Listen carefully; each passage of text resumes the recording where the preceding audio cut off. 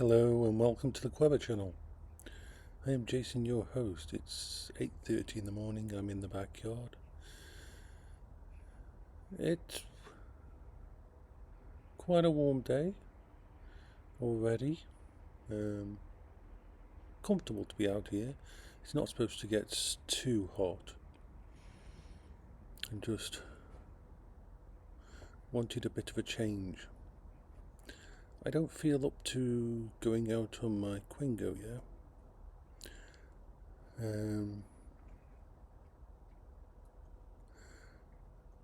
I just feel fatigued, worn out, trying to find my rhythm again after all the things that have happened this month.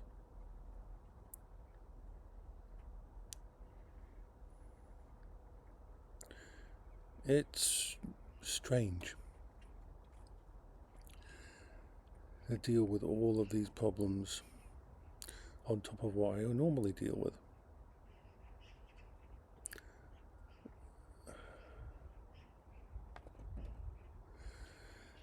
I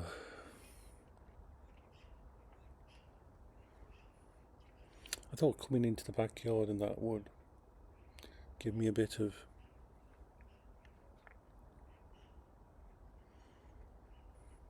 I don't know.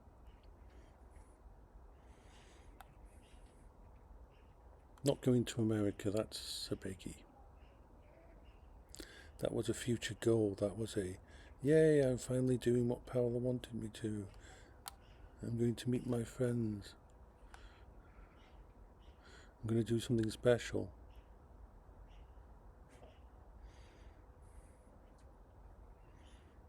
And now I can't. Oh, I'm not really depressed by this. I'm used to things going wrong, unfortunately. I'm used to having to adapt to things the universe throws at me. No, you can't have another sweetie, Zaki. You've already had 3 this morning. You want to love, you can have one, but you're not having any more sweeties.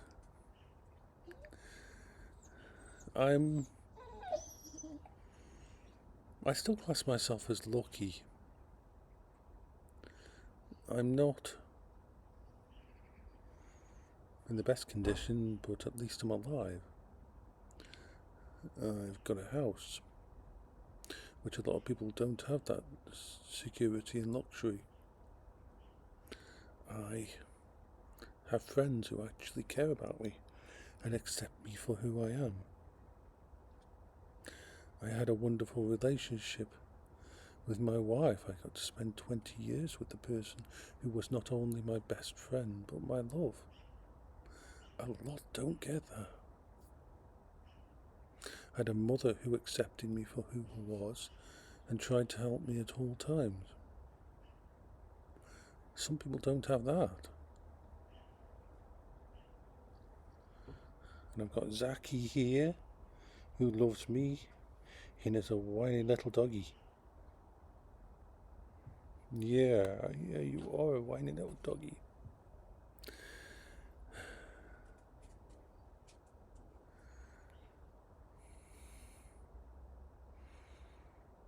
But then a lot of people still ask me, how do you cope? How do you still carry on? I mean, with all my mental issues and my coping strategies that I've worked on and set up over the years, and then we add into the mix damage to my kidney and liver,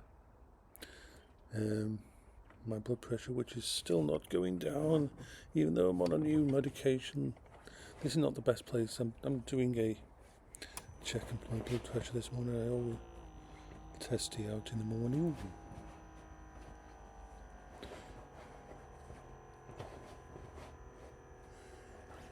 And just, it's better than it was though.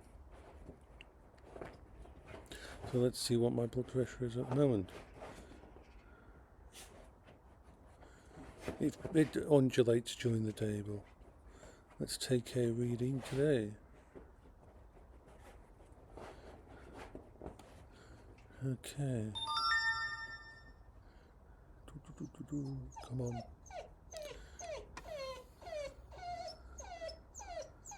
Actually, that's not bad at all. 144/84, that's actually really good for me.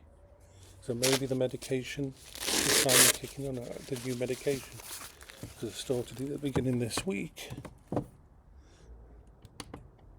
Well, on Wednesday actually. So we'll see how things go with that. The thing that's annoying me the most at the moment is I've got earache. Not to do with blood pressure or anything. My ear has wax in it. And it's bloody well annoying. It really is. Because I can't just stop noticing it. It's always there. It's funny, isn't it? All the things I've got going on at the moment. Diabetes, low potassium, damage to my kidney and liver, a blood pressure that is through the roof sometimes. And the thing that's actually bothering me the most about it all is my ears are blocked at the moment.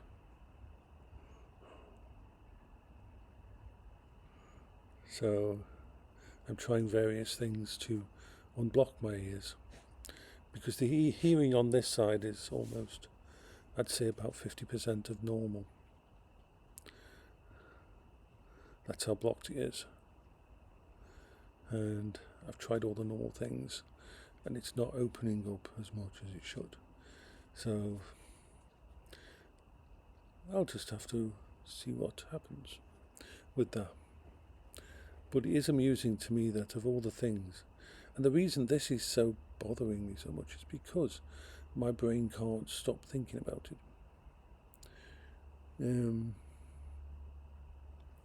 For someone who's not got ADHD or bipolar and all that kind of things, imagine if when you put your scarf on in the winter or a pair of glasses on in the morning, that your brain didn't stop the feedback.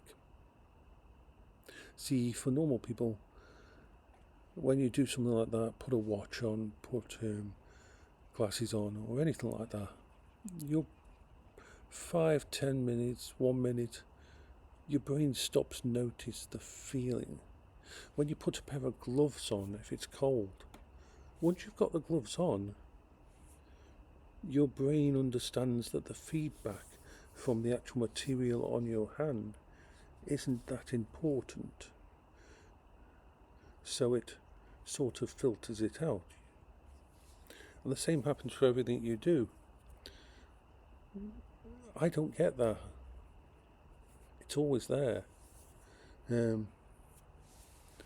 So having an earache, it's more I know the kind of feeling. It is actually wax or something up against the eardrum, and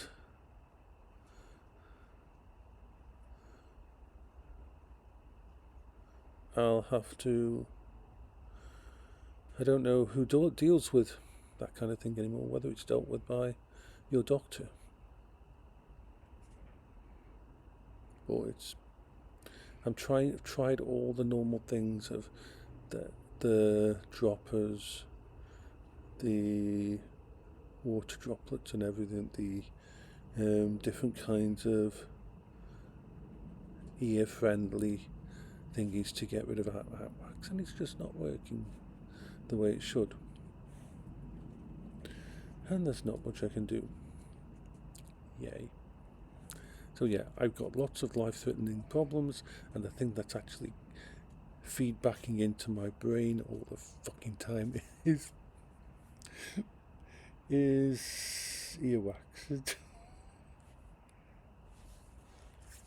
How silly is that?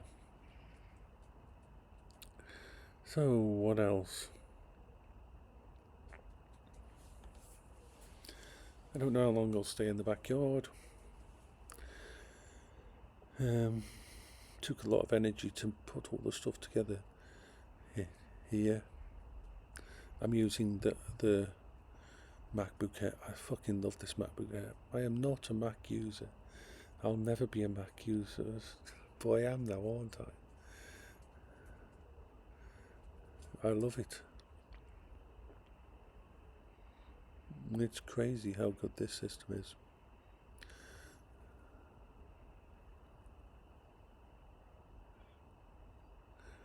So what else can I say? I don't know. I'm just thinking about what to do. Just having a ramble at the moment. Doggy's enjoying being outside for a bit, sniffing everything, having his little play. I've solved the problem with his food, because we went through almost a couple of months of him hardly eating, and it didn't matter what kind of food I tried with him, he just wouldn't eat it. And unfortunately, Zach is like a rescue dog which had a lot of trauma in his past life with his family that he had to be given up from, and he's never been good with food. So the way I've got him to eat now is when I have a meal, he has a plate of meal. He won't eat out of dog bowls, and he won't eat on the floor in the kitchen, but he'll eat in the bedroom if I just put the plate down on the floor with his stuff on, with his dry food and the wet food on it, and the little topper that I put on top that makes it better tasting and that. And he will eat it. He's got used to it now and he likes it. The kitchen is a bad place for Zach. It was when he was growing up, from what I understand. His owner, the woman in the house, was beaten up a lot in the kitchen, from what I understand. I don't know any of the details, but I know that he was very traumatized. I mean, it took him 3 to 4 days for me to actually get him to eat anything. I mean, the Animal Lifeline was quite worried about him because he wouldn't eat anything where they were.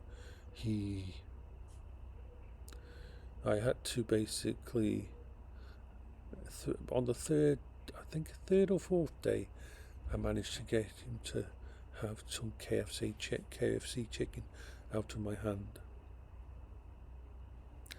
And yes, that was the kind of food I was trying him with each day, to try and see if I could get him to take anything. And it took 3 days. And this is really why we can't have another dog. I always like to have 2 dogs so that they've got company, but Zach will never eat while another dog's around. The way he eats is very unusual for a dog. He goes up to the bowl or the plate. He picks up one little item. It might be one little tiny brick of the dried ovo. He'll move it off the plate. He'll walk away from it. He'll walk around it, and then he'll eat it. And once he's eaten that first bit, then he'll start eating little bits off the plate. But his food time can take him like half an hour to have his food. And if anything interrupts him, like if there's another dog in the house that will eat his food, he won't stop the other dog eating his food or anything, and he will just not eat that day. And then you have to start again, because once he's stopped eating, he doesn't get back into it easily. He's a beautiful, affectionate, loving dog. I mean, every night when I get on the bed and all settled in, ready to watch the last couple of episodes of Scrubs before sleep, just to wind down my brain down. He'll get on the bed, he'll come up to the top of the bed, unless it's really warm. He'll then crawl under the covers, and then once he's crawled under the covers, he turns around and lies up against, just under the covers, with his head sticking out of the top of the covers and pressing against me for a love.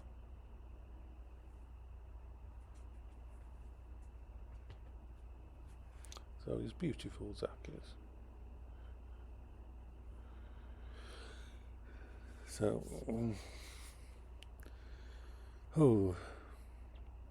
what to do? Anyway, I've rambled enough here. I know, Zaki, I know, you're a squeaky dog, aren't you? Yes, you are. He's a beautiful squeaky dog. I don't know whether I'm going to stay outside. It's just on the... it feels warmer than it is. It's 16 Celsius. It's supposed to go up to about 25 Celsius today, this afternoon. Maybe I will just move some stuff into the kitchen and go upstairs on my computer until later in the day. Because the wonderful thing about this MacBook is it can work perfectly well in bad sunlight. Stroking the doggy.